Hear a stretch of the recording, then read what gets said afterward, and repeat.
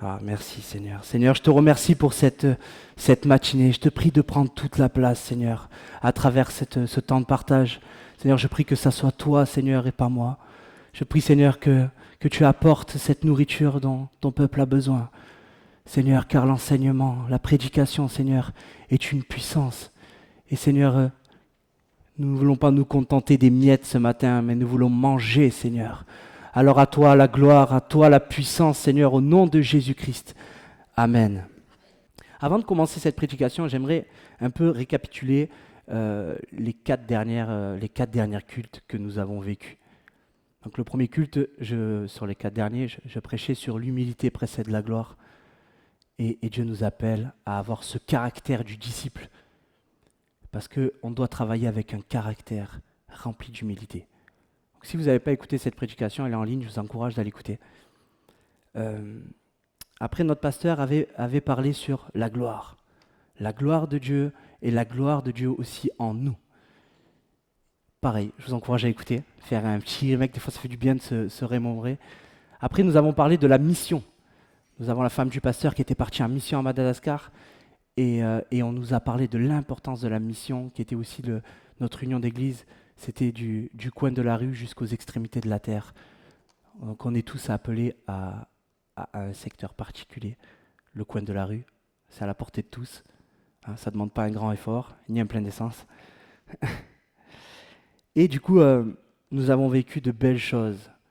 Et dimanche dernier, nous avons vécu un culte de repentance, un culte où nous avons déposé des choses. Et je vous encourage à laver votre cœur, parce qu'il est précieux, à rien garder de lourd sur vos vies.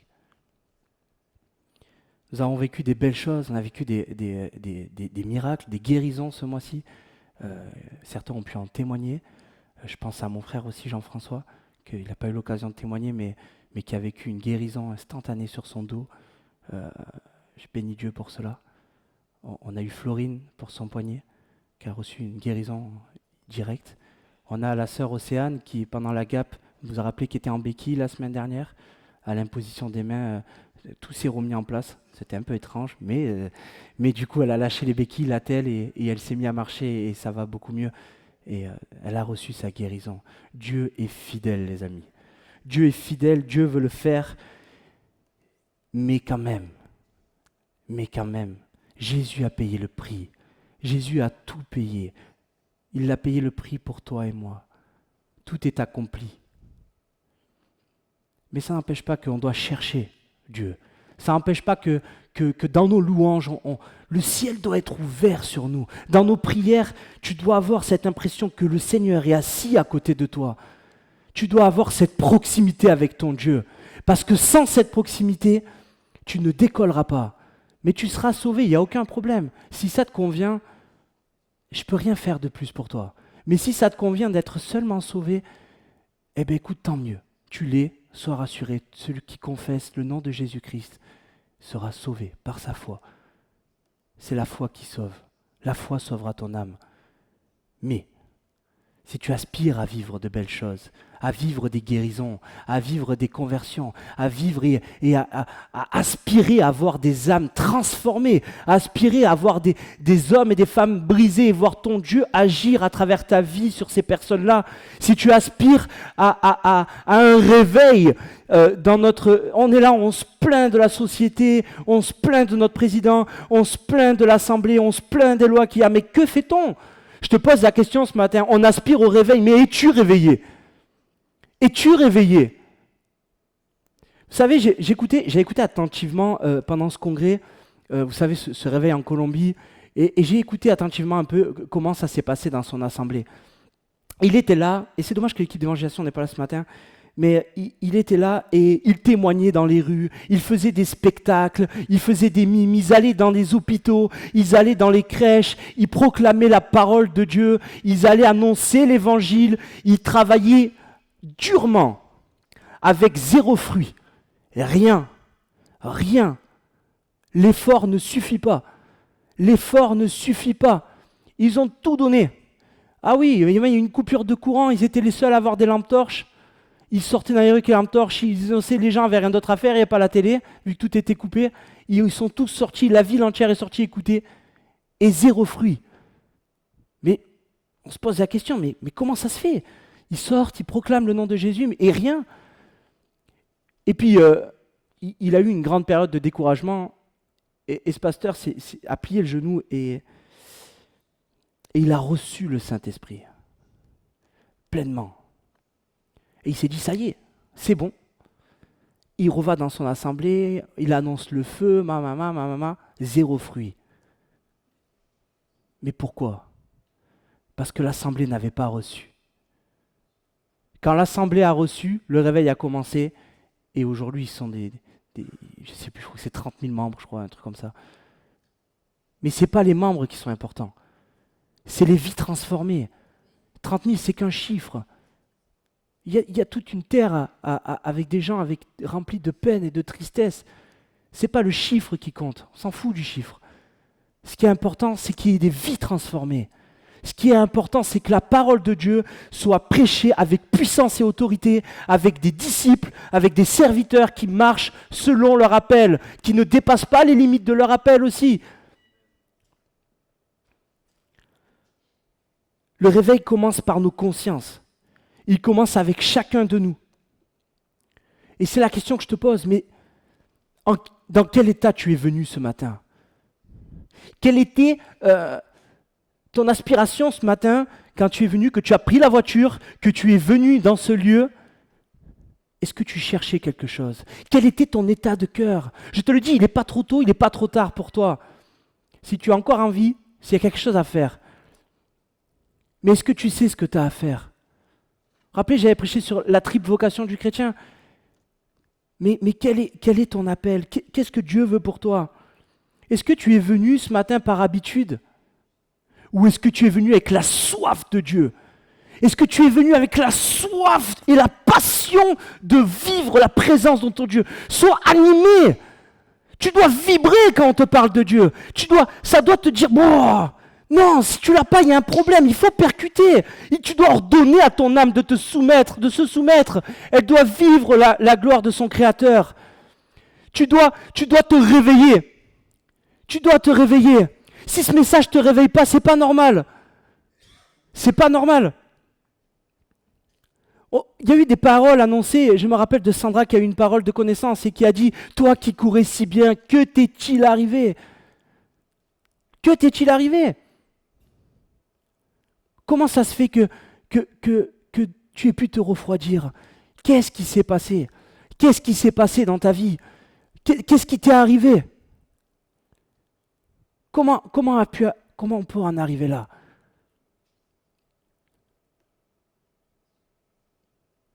J'aime bien laisser le silence comme ça aussi. Mais c'est vrai. Toi qui courais si bien, que t'est-il arrivé? Que t'est-il arrivé? Dieu est avec toi, mais de quoi tu as peur? Ne crains rien. Ne crains rien. Si Dieu est avec toi, qui sera contre toi? La parole de Dieu nous proclame cette parole. Si Dieu est avec toi, qui sera contre toi? Arrête de te rabaisser. J'entends trop souvent, même dans cette assemblée, des gens se rabaisser. Ce n'est pas de l'humilité, se rabaisser. Tu es précieux. Tu es précieux. Chaque personne ici est précieuse. Tu es vraiment précieux. Aux yeux de Dieu, tu vaux de l'or, mais pour l'assemblée, tu es précieux. Que t'est-il arrivé? Que t'est-il arrivé? Retrouve la passion, anime-toi. Quand tu ouvres la Bible, du coup, tu te dis, je sais pas ce que j'ai, je commence à être fatigué et tout. Non, tu t'ordonnes, tu résistes. Ça nous arrive à tous. Résiste. Non, je vais la lire, parce que c'est par la connaissance de la parole de Dieu que tu vas t'émanciper, que tu vas être vraiment libre. La parole va te libérer. Parce que la parole de Dieu, c'est Dieu dedans, qui te parle à ton cœur. Il ne parle pas seulement à l'histoire de tous les prophètes, des patriarches, de l'histoire de Jésus, de l'histoire des apôtres. Il te parle à toi personnellement. J'ai envie de tous vous citer. Il vous parle, à vous. Que t'est-il arrivé? Réveille-toi. Regarde la souffrance autour de toi. Qu'est-ce que tu peux faire?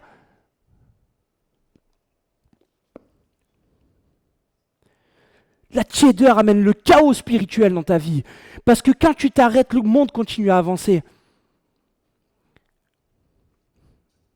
Regarde, on va prendre un exemple. Noam, tu peux venir, il n'est pas au courant.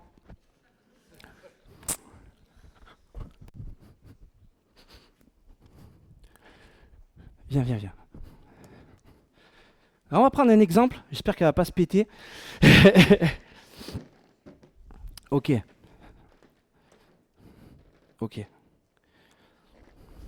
Monte sur la chaise, s'il te plaît. Debout. Ok. Donne-moi la main, tire-moi. Ok, on est d'accord. Il est plus facile de se tirer vers le bas que vers le haut. Se tirer vers le haut, ça demande un effort. Pour qu'il puisse me monter sur cette chaise, il va devoir tirer hyper fort pour me monter sur la chaise. Il va devoir tirer fort. Merci, sois béni, Noam. Vous comprenez? La nature nous enseigne. Il est plus facile de tomber. Il est plus facile d'être tiré vers le bas que d'être tiré vers le haut. Pour aller vers le haut, ça demande un effort. Ça demande à payer un prix. Si il aurait pu me tirer, il aurait dû prendre ses deux mains, ses deux pieds, et il aurait toutes ses forces pour arriver à espérer à me tirer vers le haut. Parce que je suis un peu plus balèze quand même. Voilà pourquoi ta vie ne change pas. C'est la tiédeur qui fait que la vie ne change pas. Quand tu es embrasé, quand tu brûles, qu'est-ce qui peut résister au feu de Dieu? Il n'y a rien qui peut résister au feu de Dieu. Rien ne peut résister au feu de Dieu. Si tu veux que ta vie soit transformée, le Seigneur doit prendre toute la place dans ta vie. Il doit prendre toute la place dans ta vie. C'est comme ça qu'il peut embraser ta vie et la transformer. Mais qu'y a-t-il? Il a dit que si quelqu'un est en Christ, il est une nouvelle créature. Toutes choses anciennes sont passées. Voici, toutes choses sont devenues nouvelles. Et pourquoi il y a des choses qui ne sont pas nouvelles? Pourquoi il y a des choses qui t'attachent encore? Je vais dire, je condamne personne, mais Dieu ne veut pas que tu sois dans une addiction. Dieu, il veut que tu sois libre, que tu sois heureux, que tu ne sois pas attaché à des choses qui sont viles et qui soient mauvaises pour ta vie et pour ta santé. Dieu veut te libérer. Jésus à la croix, il était là et il avait cette pensée. Il te voyait tomber, il te voyait souffrir, il s'est dit non. Je vais jusqu'à la mort pour vous. Tu dois fusionner avec cette réalité. Le Seigneur veut te sortir de là. Il veut te sortir de cette paresse spirituelle. Nous refusons cet esprit de paresse dans l'Église. Je refuse au nom de Jésus-Christ. Car je proclame que vous allez marcher de gloire en gloire. Je suis heureux d'apprendre que mon frère Franck et Christina vont se marier. Quelle bonne nouvelle! Quelle bonne nouvelle! Quelle bonne nouvelle! Ils vont passer par les eaux du baptême et je suis sûr qu'ils deviendront des disciples fidèles et qu'ils marcheront en puissance et en vérité. C'est comme ça que tu dois espérer les choses. Vous êtes tous incroyables. Vous avez tous quelque chose de précieux. Le truc, c'est que si tu ne le mets pas en application, qui va le faire? Tu as une responsabilité. Tu as une responsabilité. C'est d'être puissant. C'est ta responsabilité. D'être puissant et d'être rempli de sagesse. Ça doit être équilibré. Ne soyons pas des destructeurs les uns les autres. Soyons remplis d'amour et de compassion. Qu'est-ce qui freine? Qu'est-ce qui freine? La parole de Dieu dit dans Matthieu 6, 24 que personne ne peut servir deux maîtres à la fois. Car il détestera le premier et aimera le second. Il s'attachera au premier et méprisera le second. Vous ne pouvez pas servir Dieu et l'argent. Mais au mot argent, tu peux mettre ce que tu veux. Tu peux mettre le travail. C'est important de travailler, les amis. C'est important le travail. Travailler. Mais travailler justement. Travailler avec équilibre. Sinon, qu'est-ce qu'on entend en ce moment?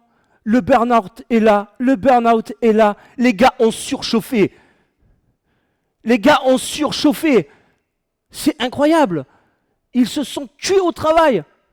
Et ils sont épuisés. Et quand c'est le moment de passer un temps avec celui qui t'aime sincèrement, celui qui va passer l'éternité avec toi, celui qui t'appelle. Mais tu n'as pas de temps pour lui. Et après, quand ta vie, elle ne bouge pas, tu dis, mais je ne comprends pas. Je viens à l'église. Je crois en Dieu. Les démons aussi croient en Dieu. La parole de Dieu qui tremble même. Nous, on a quelque chose de plus. Nous ne tremblons pas devant Dieu. Nous sommes amour. Cette relation est bonne et bénéfique pour nos vies. Nous sommes appelés à être en Dieu, en Christ. Le changement, c'est quand Dieu vit en toi. Vous savez, j'aime bien dire que Dieu veut marcher à travers nos jambes. Mais c'est la vérité. Tu dois avoir du feu autour de toi, là. Quand tu marches, tu dois te sentir embrasé. C'est comme ça que tu dois marcher. Oh, quand tu balades des regards inquiets sur ta vie, sur les gens, ne balade pas des regards inquiets. Redresse le menton, sois fier. Dieu est avec toi. Dieu est avec toi. On est dans une génération où le culte de l'apparence a pris toute sa place. Les gens ne savent même plus qui ils sont. Ils ne savent même plus si c'est des hommes ou des femmes. Ou des huîtres. Mais c'est aberrant. C'est aberrant. Moi, ça me fait pas rire parce que c'est un délire. C'est un délire. Imaginez la personne qui a l'impression que c'est une huître. Mais qu'est-ce qui lui est arrivé? Mais que t'est-il arrivé? Moi, je ne la juge pas, cette personne. Qu'est-ce qui lui est arrivé? Comment elle en est venue à croire qu'elle était une huître? C'est un délire. C'est un délire. Ce monde a pété les plombs. Ce monde a pété les plombs. Et nous, on est là et on se tait. Mais on est coupable, les amis. On est coupable de notre silence. On est coupable de notre silence. On est là, on tolère, on approuve et on ne fait rien. Est-ce que tu pries pour ça? Ne serait-ce que prier pour ça. Parce que c'est ni par force ni par puissance, mais c'est par son esprit. Et nous ne combattons pas contre la chair et le sang, mais contre toutes les autorités célestes qui s'élèvent sur la nation, qui s'élèvent sur l'être humain pour l'écraser, l'abaisser, pour pas qu'il ait accès au ciel. Et Dieu nous laisse le libre arbitre, mais au milieu de ça, nous sommes là. Nous sommes là telle une armée, tels des gens qui ont la connaissance de ce que Dieu a à dire sur ton identité. Mais avant de prêcher l'identité, est-ce que tu connais ton identité? Est-ce que tu sais qui tu es? Parce qu'au final, on est pareil. On est pareil. Si tu ne sais pas ton identité, mais on rigole sur les gens qui se prennent pour des huîtres, mais si tu ne sais pas ton identité, c'est important, je ne condamne pas, mais cherchez. Dieu veut vous parler à tous. Dieu a envie de parler à chacun d'entre nous. Dieu veut prendre du temps avec nous. Des fois, je suis là et tout, je refuse dans la prière, je dis, je ne partirai pas tant que je n'ai pas reçu, Seigneur, ce que tu as à me dire. Je ne sortirai pas de cette pièce tant que je n'ai pas reçu ce que tu as à me dire. Seigneur, je veux pas, Seigneur, je refuse. Ce matin, je me lève, je dis, Seigneur, merci. Merci, Seigneur, pour ce que tu vas faire. Merci Seigneur pour ma famille, pour mes enfants. Seigneur, accompagne mes enfants. Quand j'arrive à la maison, mais Dieu vous aime mes enfants. Soyez forts. Waouh! Prions pour nos familles. Prions pour ceux qui sont plus faibles, qui sont fragiles, qui souffrent. Des fois, on a le jugement facile. Alors qu'en fait, les gens ont besoin d'amour. Les gens ont besoin d'être pris dans leurs bras, de leur dire qu'on les aime. Soyons vrais. Ne soyons pas des théologiens à dire la Bible a dit, mon frère, Jean 3,16, que Dieu a tant aimé le monde qu'il a donné son fils pour toi. Wow! Ah, le gars est choqué. Ah, ça peut fonctionner, c'est arrivé. Hein. Je ne dis pas, mais soyons conduits par l'Esprit. Soyons conduits par l'Esprit. Soyons des témoignages vivants. Le réveil est là. Vous croyez que Dieu va laisser les choses se passer comme ça, sans rien faire? Quand on est arrivé à un point de notre génération où c'est chaotique. C'est chaotique. On entend des bruits de guerre de partout. On entend des tremblements de terre, des séismes, des volcans. On entend il n'y a plus de respect. Les parents sont plus respectés par leurs enfants. C'est pas le cas. Eh oui, parce qu'on est devenu, on nous a fragilisés. On nous a fragilisés. On en est venu à un point où gronder son enfant, ça pourrait presque être puni par la loi. On en est venu à un point où on a voté des lois pour dire que maintenant on peut tuer des gens dans les hôpitaux. Waouh! Mais on va participer à ce scandale. On peut être enregistré. Les amis, je ne crains personne. Dieu est avec moi. Je ne crains personne. Dieu est avec moi. Je refuse, moi, ces choses-là. Les hôpitaux sont là pour guérir, soigner des gens, et maintenant on va les tuer. On participe à un génocide, la personne sera trop vieille, et bien on lui mettra une picouse, et puis ça sera fini. Mais c'est la peine de mort, c'est la même chose. Là, la peine de mort est abolie, elle revient. C'est quoi la suite? C'est quoi la suite? Les amis, on a tous un rôle à jouer. On n'est pas tous des leaders. On n'est pas tous des gens qui vont prêcher l'évangile comme de cette manière. On n'est pas tous appelés à faire ça. Mais je vous rappelle que la parole de Dieu nous parle d'un homme qui s'appelle Moïse. Et Moïse avait à côté de lui Hur et Aaron. Je vous rappelle rapidement l'histoire. L'histoire, elle est d'un homme, Moïse, que quand il levait la main, le peuple de Dieu gagnait la guerre. Mais sauf que Moïse était un homme et il était fatigué. Et dès qu'il baissait la main, le peuple perdait la bataille. Il a fallu un Aaron et Hur qui s'est mis chacun d'un côté et lui a supporté le coude. Et ils ont porté le bras de Moïse. Et Israël a gagné la guerre.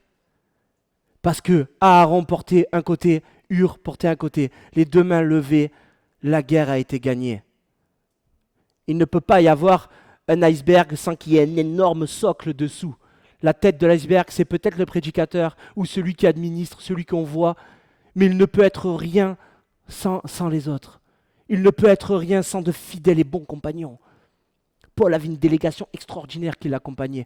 Paul, je suis sûr que cette délégation, des hommes et des femmes étaient là. Les femmes étaient là, les femmes, arrêtez de vous rabaisser. Ne regardez pas les informations, ne regardez pas les pubs, ne regardez pas les gens qui vous disent que pour être bien, il faut être comme ça. Tu es puissante. Il y avait des personnes autour qui auraient pu diriger des églises, qui auraient pu faire des choses extraordinaires, mais ils sont restés auprès de Paul. Il y avait des prophètes, il y avait des pasteurs, il y avait des évangélistes à côté de Paul, mais ils sont restés à côté de lui. Et grâce à ça, Paul a eu un ministère extraordinaire. Il a pu prêcher l'évangile dans tout le bassin de Méditerranée, sans internet, sans voiture, sans avion. Il l'a fait. Il l'a fait. Et nous, on est là, on se dit, c'est galère. C'est galère de quoi? Non, mais ayons la foi, les amis. Ayons la foi. Romains 1, 16, 17 nous dit, en effet, je n'ai pas honte de l'évangile de Christ. C'est la puissance de Dieu pour le salut de tout homme qui croit, du juif d'abord, mais aussi du non-juif. Verset 17, en effet, c'est l'évangile qui révèle la justice de Dieu par la foi et pour la foi, comme cela est écrit. Le juste vivra par la foi. Le juste vivra par la foi. Habakkuk le cite aussi dans la parole. On l'a fait avec Instead. Il était facile celui-là. Habakkuk 2,4. Mais qu'est-ce que ça veut dire, vivre par la foi? Vivre la foi, c'est pas que ta vie va être parfaite, mais c'est que vivre par la foi, c'est que peu importe ce qui t'arrive, tu es inébranlable. À combien on est fragile parfois? À combien parfois une moindre situation peut ébranler nos vies, nos foi, on se met à douter de tout. Mais le juste vivra par la foi. Quand la preuve va arriver, le juste va bénir l'épreuve. Seigneur, qu'est-ce que je vais apprendre dans cette épreuve? Peu importe le degré de souffrance, peu importe ce qu'il va traverser, peu importe. Le juste vivra par la foi. Et 1 Corinthiens 4 nous dit que ma parole et ma prédication ne reposent pas sur les discours persuasifs de la sagesse humaine. Oui, c'est vrai. Moi, je bénis les psychologues. Mais comment peut-il guérir l'âme? Avec des médicaments? Avec des antidépresseurs? Moi, je bénis la médecine. Je le bénis, attention, je ne dis pas le contraire. Ah, mais j'ai tellement vu mon Dieu transformer des gens comme ça, ou des fois avec un peu plus de temps. Je l'ai vu à tellement de reprises, je pourrais témoigner pendant des heures sur ça. Ne rate pas ta montre, Cyril, je ne vais pas le faire. Des heures, j'ai vu Dieu transformer. Il m'a transformé. Il m'a transformé en un clin d'œil. Mon frère Fabrice a été transformé en une fraction de seconde. Tellement de personnes ont été transformées par l'évangile, par la puissance de Dieu. Parce que Dieu sait ce que ton cœur a vraiment besoin. Et il n'a pas besoin d'anxiolytique, ton cœur. Il a besoin de Jésus. Ton cœur n'a pas besoin de somnifères pour dormir. Il a besoin d'être bercé par le Saint-Esprit. Elle est une démonstration de l'esprit de puissance, afin que votre foi soit fondée non sur la sagesse des hommes, mais sur la puissance de Dieu. On a vu ici la puissance de Dieu. Je l'ai vu dans ma vie, dans des cas personnels. Vous êtes un témoignage de la puissance de Dieu. Rappelle-toi, rappelle-toi, rappelle-toi et réveille-toi. Garde ton cœur. Garde ton cœur. Tu sais, ton cœur, il est précieux.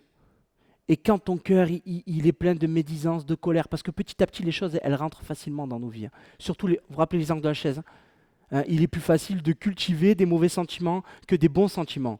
Il est plus facile de cultiver des sentiments de médisance, de jugement, de critique, de toutes ces choses-là, parce que c'est tellement facile de le faire.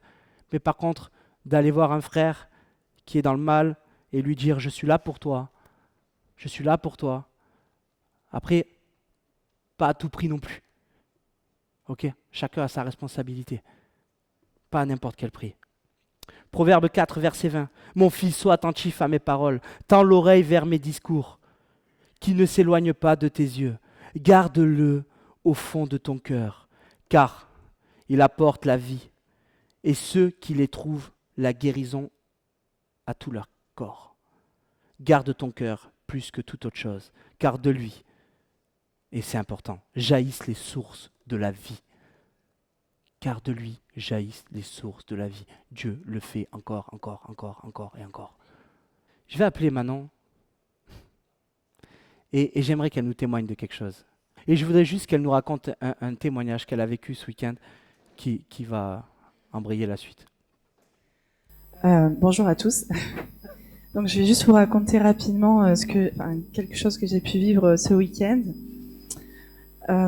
Alors en fait, après une prédication, je me suis avancée pendant un appel. Alors ce qu'il faut savoir, c'est que quand même, quand je suis venue à cette convention, j'ai prié et j'ai dit Seigneur, je m'attends à toi, j'ai soif de toi, je veux plus de toi. Donc j'étais dans cet état d'esprit-là. Et donc pendant ce moment, je priais, j'avais les mains levées vers le ciel. Et j'ai senti quelque chose se déposer sur mes épaules, quelque chose de léger. Et ensuite sur ma taille. Et en même temps, j'avais cette image d'un manteau qui descendait sur moi. Et en fait, je me suis sentie fortifiée sur le coup, directement. Vraiment fortifiée. Mais je savais pas trop à quoi ça correspondait. Voilà. Merci Manon. On a besoin de ce manteau, les amis. On a besoin de ce manteau. On ne peut rien faire sans le Saint-Esprit. Avec toutes les bonnes convictions du monde, avec tout le désir de ton cœur, avec tout ce que tu peux, comme énergie que tu pourrais avoir, avec toute la force que tu pourrais avoir, avec tout le charisme que tu pourrais avoir, tu ne peux rien faire sans le Saint-Esprit. Parce que sans le Saint-Esprit, tu n'es personne dans les lieux célestes. Personne ne te connaît. Tu ne peux pas combattre. Et le Seigneur a mis un revêtement et je m'attends à voir de belles choses sur Manon. Parce que Dieu l'a appelé il y a longtemps. Je prends l'exemple de David. David a reçu l'onction quand il était jeune. Il a reçu l'appel de Dieu. C'est ce qui lui a permis de combattre des lions, de combattre des ours, de combattre Goliath. Un petit homme. Vous imaginez ? C'est comme si je prenais mon fils Isaïa et je lui dirais là, on fait une bagarre. Comment pourrait-il gagner ? Mais si Dieu est avec lui, comment peut-il perdre plutôt ? Comment peut-il perdre ? C'est ça la vraie question. Est-ce que tu as reçu le manteau ? Le manteau, c'est un manteau de puissance, mais c'est un manteau de sagesse, C'est un manteau de révélation. C'est un manteau qui te permet de marcher sur le serpent. Est-ce que tu as reçu ce manteau ce matin? Est-ce que tu as reçu ce manteau dans ta vie en général? Est-ce que tu as reçu cet appel qui brûle dans ton cœur? Est-ce que tu l'as reçu? Je vais faire un appel ce matin parce que je refuse une église sans puissance. Il y a un théologien qui parlait et il disait, j'ai pris cette phrase de la Convention, il disait qu'un chrétien sans le Saint-Esprit est une erreur de la nature. Il est comme un mort-né qui respire. Cette phrase, elle m'a choqué. Il est comme un mort-né qui respire. Boah. Oh, c'est le choc là. Là, tu dis, j'ai soif, Seigneur. Seigneur, j'ai soif. C'est ça que tu dois aspirer dans ta vie. La parole de Dieu dit aspirer aux dons les meilleurs. Le mot grec, c'était zélos. Zélos, ça veut dire sois passionné, soit qu'il y ait un feu ardent dans ta vie. Zélos, c'était brûle. Brûle. Sois passionné de Dieu. Je n'ai pas honte de l'évangile. Sois brûle. Et c'est comme ça que tu verras la puissance de Dieu agir. N'aie pas honte de ce que tu es. N'aie pas honte de tes qualités et de tes défauts. N'aie pas honte de ce que tu es, de ce que Dieu veut faire avec toi. Ne crois pas que le rêve qui est dans ton cœur est trop grand pour toi. Parce que Dieu est avec toi. Dieu a créé le ciel. Il t'a créé toi. Il a créé tes enfants, tes parents. Dieu est puissant dans ta vie. Dieu nous aime. Et Dieu est mort à la croix. Et je refuse que ça en reste comme ça. Je refuse pour notre génération que Christ soit mort pour rien. Je refuse que Christ, on ne le clouera pas une deuxième fois. Un jour, Jésus reviendra. Cherchez son épouse, ses amis. Et moi, j'aspire que toute ta famille soit amenée au ciel. J'aspire que tes enfants soient au ciel avec toi. J'aspire que tes parents soient au ciel avec toi. J'aspire que ton voisin soit au ciel avec toi. L'urgence est là. Le monde travaille dur, les puissanciers travaillent dur pour nous éloigner de Dieu. Il nous a mis une tonne de distractions. Le téléphone nous a bouffé la tête. Les réseaux sociaux nous ont bouffé la tête aussi. Tu scrolles. La dernière fois, j'étais comme ça m'est arrivé. J'ai failli péter mon téléphone de colère. J'ai dit, c'est pas possible de perdre du temps bêtement comme ça, à regarder des âneries. C'est pas possible. C'est pas possible. Seigneur, tu as mis une grâce sur ma vie. Je te demande pardon. Tu as mis une grâce tellement grave et que je suis tellement bien dans ta présence. Je m'assois, Dieu me parle. Je sens sa présence. Je sens son amour. Je sens qu'il est avec moi et qu'il me pousse. Et ça, c'est bon. C'est ça, ma source de distraction. Ça devrait être celle-là. Je bénis Dieu avec les temps avec mes enfants, avec ma famille, où je sors, je m'amuse. Oh, Dieu est heureux dans ces moments-là, parce que Dieu est avec moi quand je joue au foot avec mes enfants. Dieu est avec moi quand je boxe avec mes enfants. Dieu est avec moi quand je parle ou quand on mange à table avec ma famille. Oh Seigneur, merci pour ce repas. Sois au milieu, c'est ta table. Quand on est là, qu'on discute, Dieu est assis de l'autre côté de la table et il nous regarde. Et je sais qu'il est heureux, parce que Dieu aime ma famille. Mais Dieu aime ta famille aussi. Est-ce que tu l'invites à ta table? Est-ce que tu invites Dieu à ta table? Est-ce que tu invites Dieu dans tes temps de prière? Est-ce que le soir avant de coucher, tu l'invites à venir dans tes rêves? Qu'il puisse te bercer? Parce qu'il est aussi le Père. Il est aussi le Père. Et un père, ça couche ses enfants. Un père, quand il couche ses enfants, il est béni. Il proclame qu'il n'y aura aucun cauchemar sur sa vie. Aucun cauchemar dans sa nuit, il va bien dormir, mon fils. C'est ça que je dis à mes enfants le soir. Ayez confiance. Dieu est là. Il n'y aura pas de voleur qui va rentrer dans ma maison. Parce que des anges la protègent.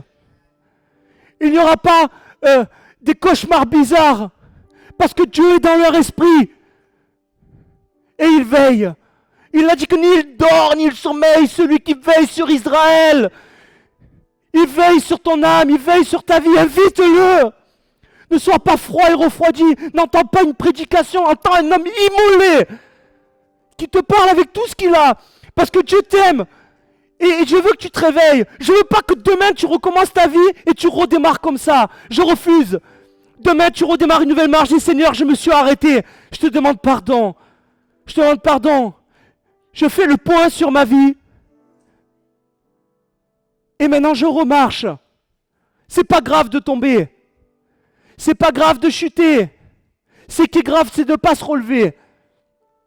Ce qui est grave, c'est de rester à terre.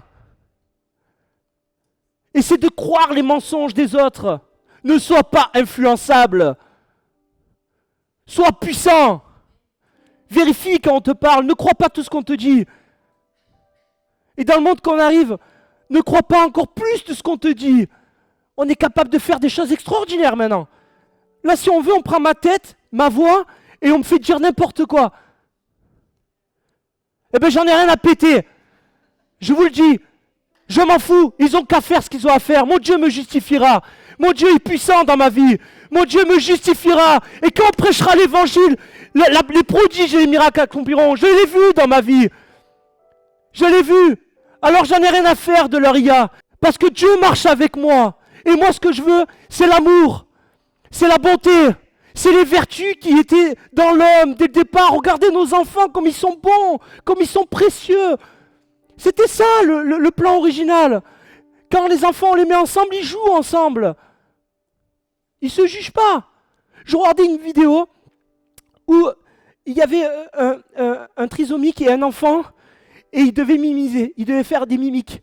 Et du coup, le trisomique avait son visage juré et l'enfant refaisait ce que le trisomique faisait. Sans arrière-pensée. Parce que pour lui, c'était pas, il y avait aucun problème. Et puis ils ont remis la même image et puis ils ont changé l'enfant et ils ont mis un adulte. L'adulte était gêné.